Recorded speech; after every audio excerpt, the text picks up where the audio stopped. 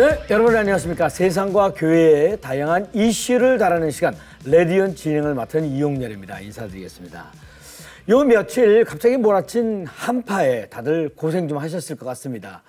어깨를 잔뜩 움츠리고 다니시는 거 이렇게 보면서 올해는 좀 더 우리의 어깨들이 쫙 펴지는 그런 좋은 일들이 많아졌으면 하는 생각을 해보게 되네요. 오늘은 말이죠. 책을 통해 세상을 보는 북토크가 준비되어 있습니다. 부모들의 가장 큰 관심 중에 하나가 바로 자녀 교육이 아닐까 싶은데요.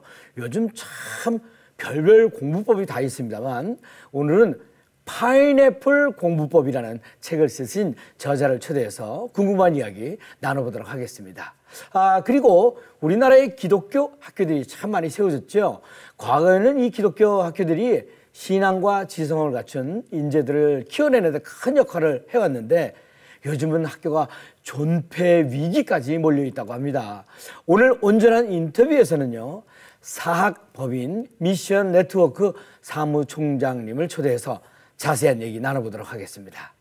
자, 그럼 먼저 한 주간의 교계 뉴스를 정리해 드리는 시간이 되겠습니다. 뉴스 이슈 국민일보 최기영 기자 자리해 주셨습니다. 네, 안녕하세요. 안녕하십니까. 국민일보 최기영입니다. 네, 자 오늘 전해주실 소식은요. 네, 오프닝 때도 말씀하셨던 대한민국을 휘몰아친 한파. 네. 그거보다 더 혹독한 소식이 있었죠. 바로 연료비 폭탄 소식이었습니다.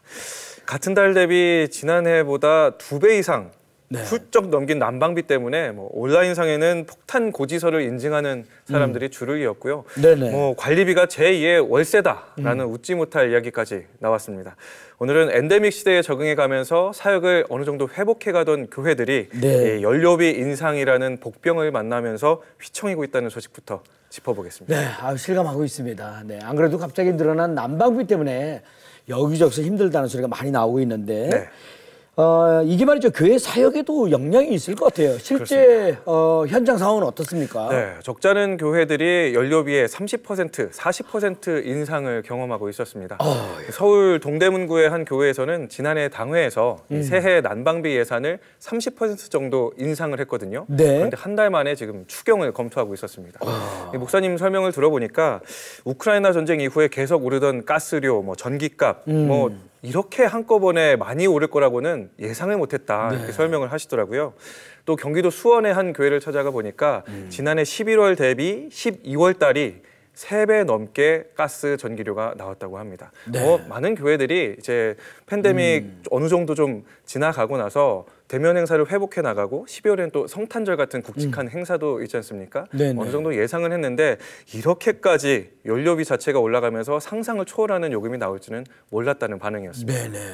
그렇단 말이죠. 특히나 그 미자립 교회는 상황이 아무래도 더 어렵지 않을까요? 그렇습니다. 용인에서 한 2년 전쯤에 개척한 목사님의 사연을 좀 들어봤는데 얼마 되지 않은 성도님들이 코로나 기간 중에 정성껏 헌금해 주신 헌금이 있어서 좀 저축해뒀다가 나중에 회복이 되면 좀 사역에 쓰려고 하고 있었는데 난방비로 다 쓰게 생겼다라고 좀 토로를 하시더라고요. 이제 지역 내 교회들이 조금 힘을 모아서 이렇게 어려운 교회들의 난방비를 좀 지원해 줬으면 좋겠다라는 하소연을 좀 하셨습니다. 사실은 팬데믹 기간 중에 한국교회 연합기관이라든지 그리고 지역 교회들 여러 교단이라든지 힘을 모아서 사역에 어려움을 겪는 미자립 교회 임대료를 좀 지원했던 경험을 우리가 갖고 있거든요. 이번에도 그런 도움의 손길들이 좀 모아지기를 기대해 보겠습니다. 이게 작은 교회일수록 그 겨울이 더 길고 혹독하게 느껴질 수 있다는 생각이 들거든요. 이런 어려운 교회들이 겨울을 잘 이겨낼 수 있도록 관심이 이렇게 좀 모아졌으면 좋겠습니다. 자, 다음 소식 갈까요? 이번에는 연료비에 이어서 월세 이야기입니다. 해마다 1월, 2월이면 캠퍼스에서 대학생들이 분주해주는 시기죠. 기숙사나 원룸, 자취방 구하면서 새로운 일상 둥지를 마련해야 되기 때문입니다. 사실 코로나 기간 동안에는 온라인 강의가 보편화가 되면서 이런 수요가 뚝 떨어졌었거든요. 그런데 지난해 전반기까지 떨어졌던 수요가 갑자기 이제 올라섰습니다. 엔데믹 분위기 그리고 대면 강의가 회복세를 보이기 시작하면서 이번에는 치솟는 대학가 월세 때문에 대학생들이 씨름하고 있었습니다. 그렇습니다. 가뜩이나 그 취업난을 걱정하면서 대학생활을 해나가야 되는데 학생들이 고민이 클 거라는 생각이 듭니다. 네. 실제 대학가 현장은 어떻습니까? 네, 서울 신촌이라든지 대학가 이런 캠퍼스 인근의 공인중개업소들을 둘러봤는데요. 네. 실제로 전년 대비 적게는 5만 원, 많게는 15만 원까지 인상된 가격으로 신규 계약 그리고 계약 갱신이 이루어지고 있었습니다. 네네. 네, 전문가들 얘기를 들어보니까요. 금리 인상 기조가 계속 이어지고 있고 비대면 수업 기간 동안 캠퍼스를 떠나서 본가에 머물던 학생들이 캠퍼스로 돌아오고 네. 신입생 이 수요까지 맞물리면서 이런 임대료를 끌어올린 것으로 분석을 하고 있었습니다. 네네. 지방에서 올라오는 학생들 조금 더 난감하지 않을까 하는 생각이 드는데 그렇습니다. 대안 같은 게 없나요? 네, 대학에서 이제 기숙사를 지방에서 올라온 학생들을 위해서 준비를 하고는 있는데 네네. 전체 수요를 감당할 만큼의 공급이 이루어지고는 있지는 못하고 있는 게 현실입니다. 네. 이런 가운데 교회에서 운영하는 학사관이 이 네. 대학 캠퍼스 생활을 준비하는 학생들에게 큰 도움이 돼주고 있었는데요. 네. 코로나 팬데믹 당시에 운영을 좀 중단한 학사관을 제외하고도 서울 시내에는 현재 20여 곳의 교회 학사관이 운영 중이었습니다. 네네. 대부분 이 대학 캠퍼스 인근에서 사역을 하고 있는 교회들이 지방 학생들을 위해서 공간을 마련해주고 있었어요. 네. 지금 말씀하신 교회 학사관이라고 하면 교회가 운영하는 기숙사다 뭐 이렇게 생각하면 되는 건가요? 네, 맞습니다. 교회 학사관 가지고 있는 장점이 참 여러 가지가 있는데요. 먼저는 이 주요 대학가 인근 하숙비가 월 40만 원에서 60만 원 선인데 비해서 교회 학사관은 소정의 관리비만 받거나 월 10만 원 내외로 활용을 할 수가 있었습니다. 네. 또 고향을 떠나서 대학 생활하는 청년 크리스천들에게 신앙의 울타리를 벗어나지 않도록 도와주는 역할도 하고 있었는데요. 네. 이 학사관의 남녀 회장들이 셀 모임의 이 리더를 맡아주거나 학사관을 운영하는 교회의 청년 대학부 예배를 같이 참석하기도 하고요. 어떤 학사관 같은 경우에는 대학 생활에 필요한 굉장히 좋은 강의들을 외부 강사를 초청해서 진행을 하기도 했습니다. 네. 이 학사관이 이 기독 인재로 청년들이 성장할 수 있도록 청년 인큐베이터 역할을 해주고 있는 것이죠. 특히 농어촌 교회 목사님들 자녀분들이나 해외 선교사 자녀분들에게는 입소 우선권을 주는 학사관도 많다고 하니까요. 꼭 참고해 보셨으면 좋겠습니다. 네네. 잘 알겠습니다. 크리스천 대학생들에게는 이 교회 학사관 정보가 참 유용한 것 같다는 생각이 듭니다. 모쪼록 새 학기에 큰 도움이 되었으면 하는 생각이 듭니다. 자, 최기영 기자 대단히 감사합니다. 수고하셨습니다. 감사합니다. 네. 자, 이어지는 단신 뉴스 보시고 다음 출연자 만나보시겠습니다.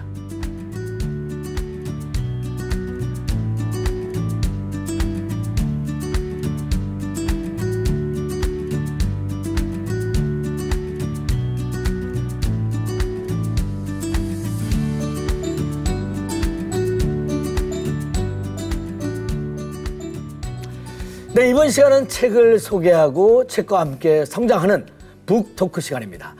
요즘 겨울방학을 맞아서 자녀의 학습에 관해서 고민하는 부모님들 많이 계시죠? 세계 무대에서 잠재력을 발휘하는 상위 1%의 공부법에 관한 책을 내신 최하진 박사님을 초대해서 부모님들이 궁금해하시는 모든 것들을 알아보도록 하겠습니다. 네, 안녕하세요. 반갑습니다. 네, 안녕하세요. 네. 저하고는 아주 수년 전에 펀펀한 북카페에서 인사를 드렸는데 너무 반갑습니다. 예, 아유. 네. 얼마 전에 파인애플 공부법이라는 새로우면서도 아주 흥미로운 네. 책을 이렇게 내셨는데 이름부터가 아주 친근감이 들면서 네, 그렇습니다.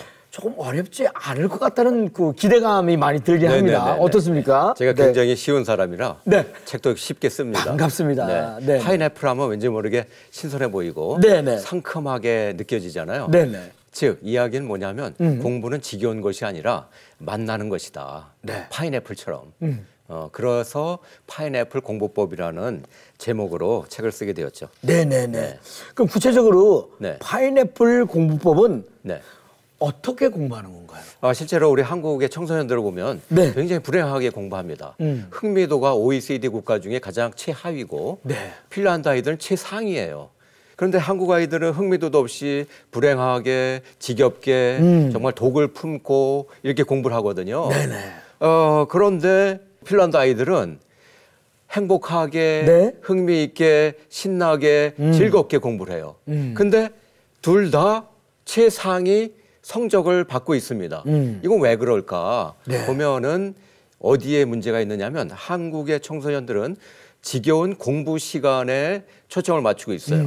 그런데 핀란드 아이들은 공부 시간이 아니라 공부 시간을 줄이고 공부력에 초점을 맞춰서 공부합니다. 즉 네네. 행복한 공부법을 이미 터득했다는 얘기죠. 네네. 네, 그래서 이 파인애플 공부법의 주제는 사실은 행복한 공부법입니다. 네네. 파인애플 하면요. 우선 우리 MC님께서 네. 운을 띄워주시면 제가 한번 답을 드리도록 하겠습니다. 사행시처럼요. 그렇죠, 그렇죠. 네. 그러면 뭐죠? 예. 파워.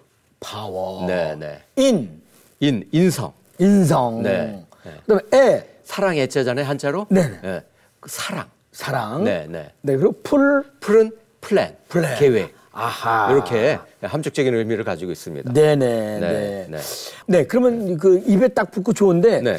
조금 구체적으로 얘기를 한번 들어보도록 하겠습니다. 파워는 긍정의 힘이라고 말씀해 주셨죠. 그렇죠. 예, 어떤 것들입니까? 우리가 이제 긍정적인 마인드를 가져야 되는데 이 긍정적인 마인드는 어떻게 가질 수가 있는가? 예. 제가 학생들을 가르쳐 보니까 감사를 많이 하는 겁니다. 그래서 우리 학생들에게 감사 일기를 쓰게 하고 네. 감사 제목을 5가지씩 써서 친구들과 나누게 하고 이런 일들을 많이 했어요. 네. 그러다 보니까 긍정의 파워가 날로 성장하게 되더라고요. 네네. 네. 자, 그다음에 이제 인입니다. 네, 인성, 인성. 인격. 하나님의 성품을 닮아가는 우리가 인격이 되어야 되잖아요. 네. 그 중에서 가장 중요한 것이 어떻게 보면 우리 학생들에게는 도덕이라고 볼 수가 있고 네. 윤리라고 볼 수가 있고 정직성이라고 볼 수가 있습니다. 네. 몇 년 전으로 제가 기억이 되는데 EBS 방송에서 도덕 지수가 높을수록 네. 정직 지수가 높을수록 집중력이 상당히 좋다는 결과를 얻었어요.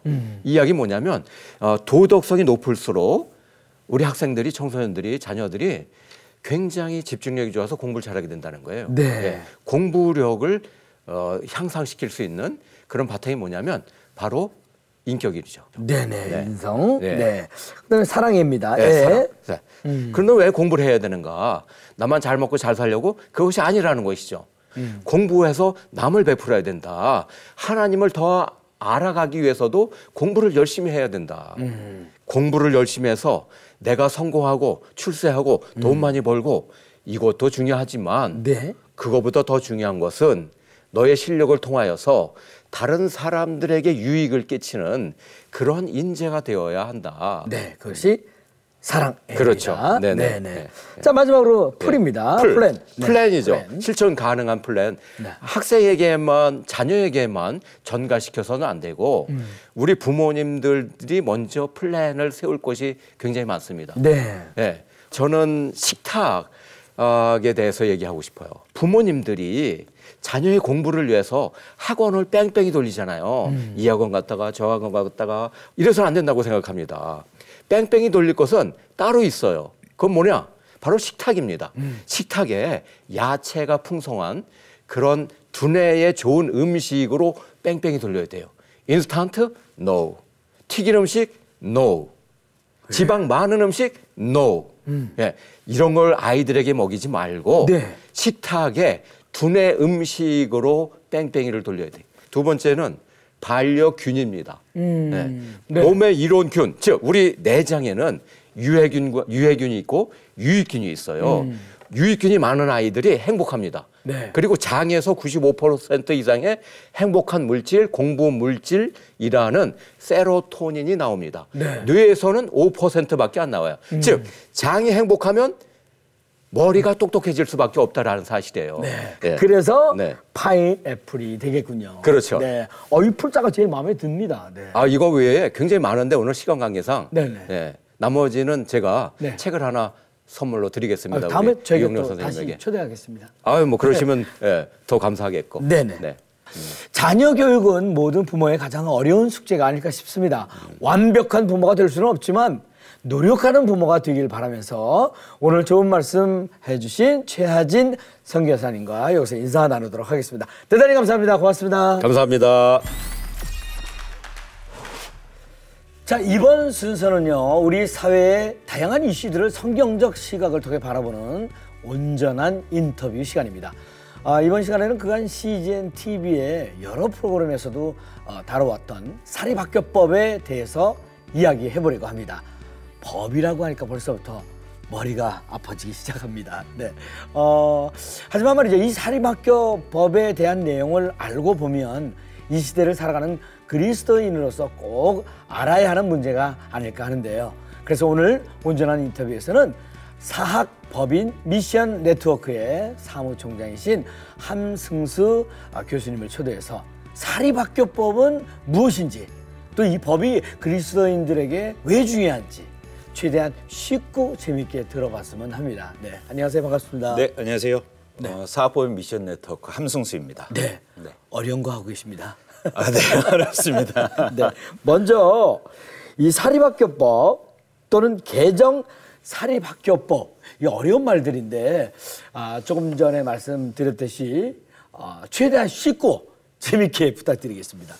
그 사립학교법을 이제 쉽게 설명할 수 있을지 모르겠는데 한번 해보겠습니다. 네네. 우리나라 교육의 굉장히 중요한 특징 중에 하나가 네. 사립학교의 비율이 상당히 높다라는 겁니다. OECD 평균의 2배를 넘어섭니다. 네. 그럼 왜 이렇게 사립학교가 많았느냐? 이건 베이비붐 시대랑 좀 연관이 있습니다. 네. 그러니까 굉장히 많은 인구가 늘어나면서 이 인구가 갈 학교들이 필요했어요. 네. 그래서 우리나라 정부가 초기에 초등학교를 상당히 많이 세웁니다. 네. 그래서 초등학교 중에 사립학교의 비율은 2% 정도 됩니다. 대부분이 다 국공립학교입니다. 네. 근데 이 초등학교를 졸업할 때쯤 되면서 문제가 생기는 겁니다. 엄청나게 많은 학생들이 중학교를 가야 하는데 네. 이미 초등학교를 세우면서 국가적인 재정과 에너지를 많이 썼기 때문에 중학교부터는 사립학교들, 많은 사학들이 세워지기를 국가가 정책적으로 펼쳐냅니다. 네. 그래서 중학교의 사립학교의 비율이 높고요. 그리고 고등학교의 비율은 뭐 3분의 1 정도가 사립학교입니다. 네. 대학은 3분의 2 이상이 사립학교입니다. 네. 그래서 이런 사립학교를 빼고 우리나라의 교육을 논할 수가 없게 되었습니다. 근데 1974년도에 평준화 정책을 시행하면서 한국의 교육을 전체적으로 제도화시켰는데요. 말씀드렸던 것처럼 아주 많은 사립학교를 빼고 국공립학교로만은 교육체제를 완성할 수 없었기 때문에 국가가 사립학교를 강제적으로 편입시킵니다. 국공립학교 시키는 거죠. 그래서 준공립화 시킨다고 하는데요. 이게 1974년도의 평준화 정책입니다. 이게 사립학교에게는 원제와도 같은 문제가 됩니다. 그때 학교가 많은 학교들이 학생을 이제 뺑뺑이라고 하지 않습니까? 국가가 보내주는 학생만 받게 되었고 국가가 얘기하는 교육만 할 수 있게 되었습니다. 그리고 국가가 재정을 철저하게 통제하면서 사립학교들을 준공립화 시켰고 그 결과가 오늘 이제 사립학교가 과연 있는가 이런 어떤 근본적인 문제까지 만들어지게 된 것입니다. 그러니까 사립학교법은 말 그대로 사립학교들을 위한 법입니다. 네. 1963년도에 만들어졌는데요. 네. 그러니까 사립학교법의 목적은 매우 명확합니다. 네. 그러니까 사립학교가 사립학교다울 수 있도록 그래서 교육 전체의 공공성을 증진시킬 수 있도록 이 교육적으로 다양한 내용들을 담아낸 게 사립학교법. 그래서 사학진흥법이라 이렇게 이해하시면 되겠습니다. 네네. 전국에 이제 아주 많은 사립학교들이 있는데 어떻게 그 사립학교들이 교육을 잘할지, 어떻게 운영을 잘할지를 법적으로 만들어낸 건데 한국 교회가 우려하는 것은 이 사립학교법이 사학진흥법으로 만들어졌는데 그간의 개정들을 보니까 사학을 진흥하기보다는 사학을 규제하고 통제하는 사학규제법으로 바뀌고 있기 때문에 이러다가는 기독교 학교들이 점점 더 어려워지겠다. 한국 교회가 우려하고 있습니다. 네. 그러면 현재까지 진행된 개정 사립학교법이 사립학교에 끼치는 영향이 무엇이었나요? 그 63년도에 이제 법이 만들어지고 법은 계속 개정되지 않겠습니까? 네. 근데 이 개정된 내용을 이렇게 쉽게 설명을 하면 이게 비유가 적절한지 모르겠습니다만은 따뜻한 아이스 아메리카노를 만들고 있다. 아하. 예, 이렇게 설명하면 어떨까 싶습니다. 따뜻한 아이스 아메리카노. 따뜻한 아이스 아메리카노. 네, 예. 불가능한 거죠. 네. 다시 말해서 사립학교가 국공립학교랑 다른 거는 자율성을 갖고 있기 때문입니다. 네. 권하기념이 있고 권하기념을 구현할 수 있도록 자율성을 갖는 것인데 네네.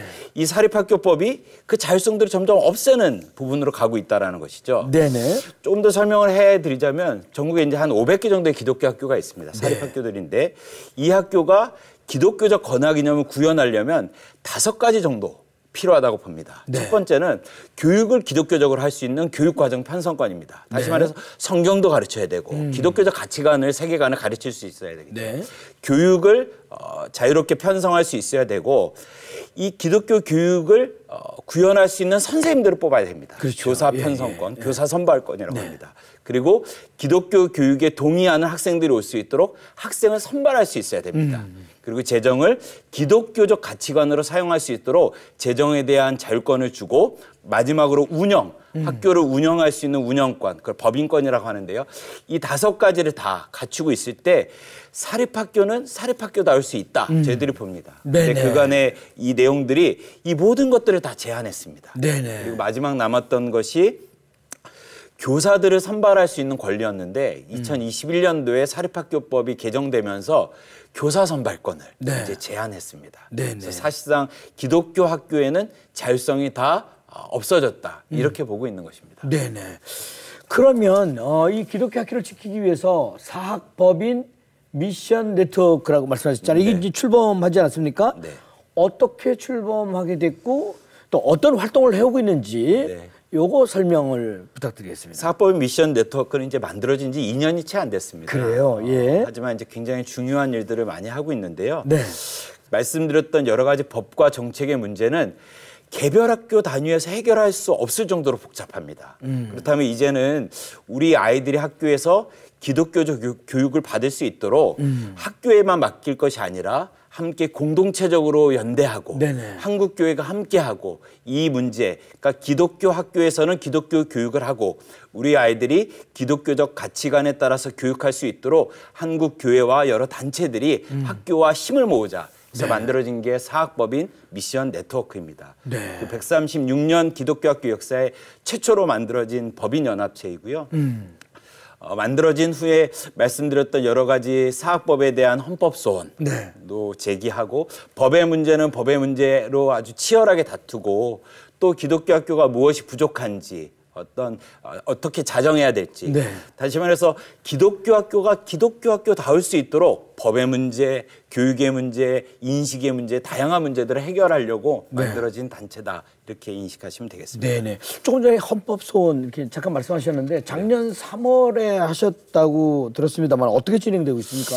그 아까 서두에 말씀을 드렸는데요. 그 기독교 학교의 교원 임용권은 사실 굉장히 중요합니다. 왜냐하면 학교의 교사가 어떤 사람이냐에 따라서 교육이 달라집니다. 그래서 그렇겠죠. 국어 선생님, 수학 선생님을 국어만 잘 가르치는 분이 아니라 신앙적으로 우리가 모범이 되는 기독교적으로 아주 훌륭한 신실한 그리스도인 선생님으로 오셔야 하는데 2021년도에 사립학교법은 학교와 학교 법인의 교원 임용권을 박탈했습니다. 그리고 이제 시도 교육감이 보내주는 교사들로만 교사를 뽑을 수 있도록 했거든요.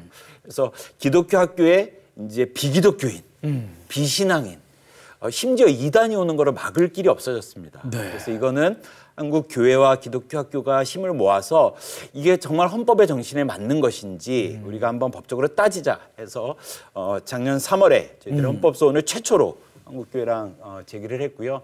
아주 신실한 그리스도인 이제 법조인들이 함께해 주셔서 헌법소원을 진행하고 있는데요.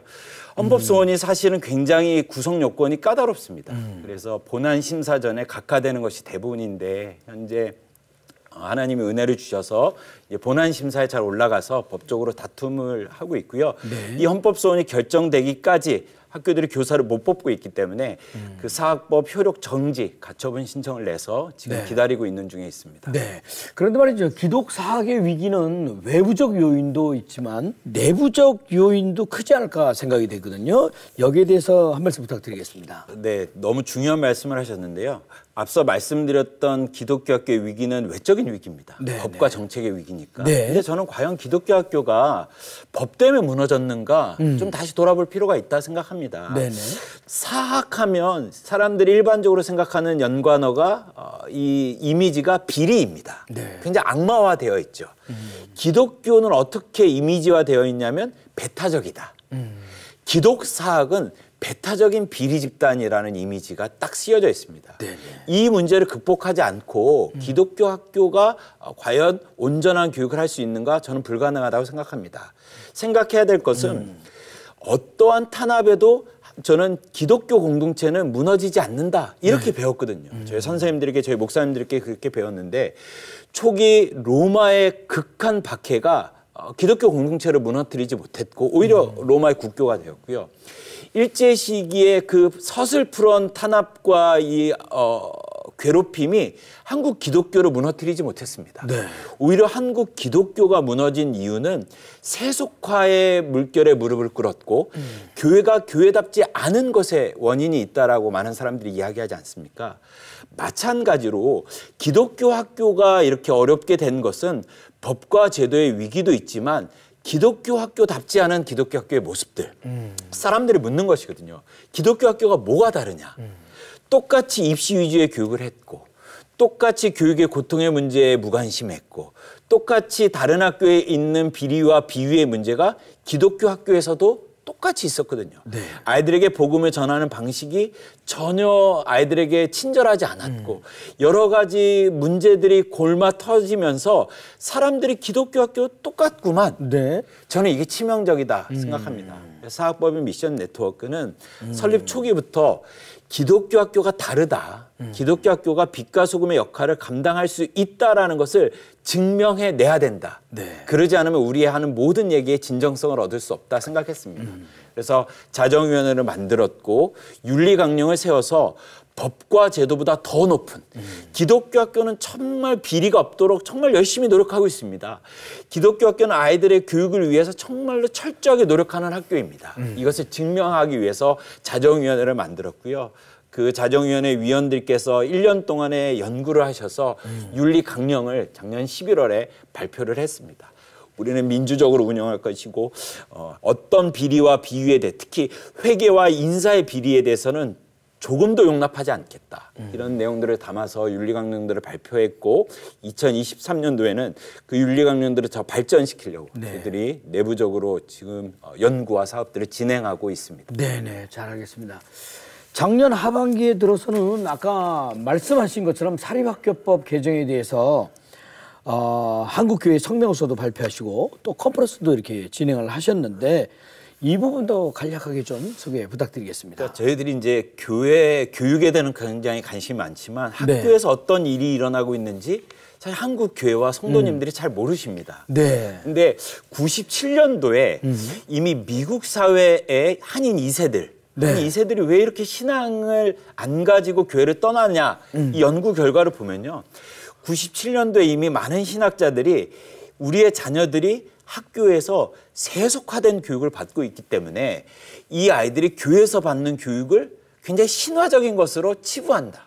그래서 교회를 떠나고 있다라는 이런 연구 결과가 나왔습니다. 저는 이게 지금 한국 사회도 동일하다고 보고 있고 한국 교회의 다음 세대의 위기가 다양한 원인들이 있지만 이 우리의 자녀들이 학교에서 하나님을 알지 못하는 또 하나님을 반대하는 반성경적인 또 되게 반기독교적인 가르침을 여과 없이 받고 있습니다. 네. 그래서 이 세속화된 교육의 현장에서 하나님의 뜻이 온전히 이루어질 수 있도록 한국 교회와 함께 이 일을 좀 알려야겠다 생각하고 있습니다. 그래서 저희들은 이제 모임할 때마다 주요 교단의 교단장들, 한국교회의 대표적인 목사님들과 함께 이 어려움들을 얘기하고 있고요. 또 감사한 것은 한국교회가 이 부분에서 관심을 가져주고 계시고 그래서 어떤 사안들이 있을 때마다 한국교회가 함께 성명서도 발표해 주셨습니다. 네. 작년 11월에는 굉장히 고무적으로 전국의 이제 기독교 학교의 대표단들 그리고 17개 교단의 교단장들과 시무 대표들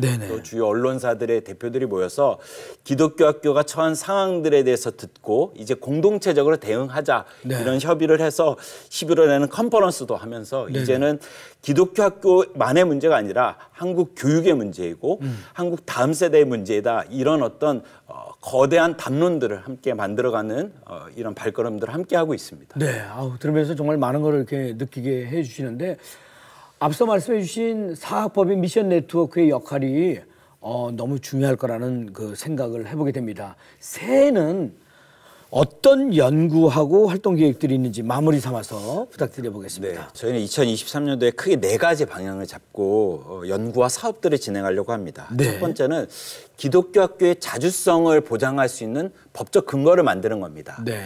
대안학교들이 다르고 초중고등학교들이 다르고 또 대학의 현안들이 다르기 때문에 각각 학교에 맞는 현안들에 대한 연구들을 진행해서 사립학교는 기독교 학교다울 수 있도록 이 자주성을 보장할 수 있는 법적인 근거를 마련하고 기독교 학교가 어떻게 더 교육을 잘할 수 있을지, 기독교 학교를 어떻게 발전시킬 수 있을지 여러 가지 협력 체계를 구축하려고 하는데요.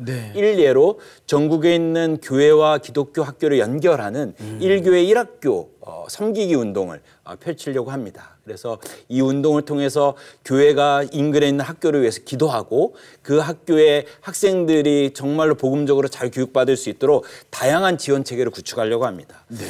또 학교 법인 이사장들과 법인들의 업무 역량, 또 기독교 학교로서의 운영에 대한 어떤 역량을 구축할 수 있도록 연수 프로그램들을 만들어서 기독교 학교를 발전시킬 수 있는 어떤 협력 체계를 구축하려고 하고 있고요.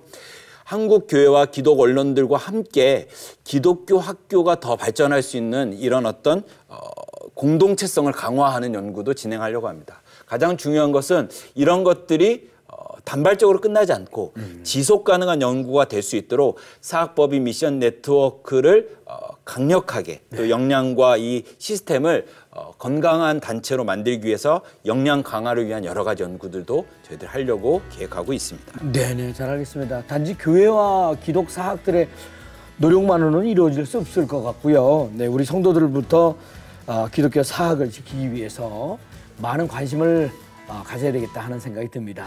오늘 쉽고 재밌게 설명해 주신 한승수 교수님 대단히 감사합니다. 고맙습니다. 감사합니다. 네.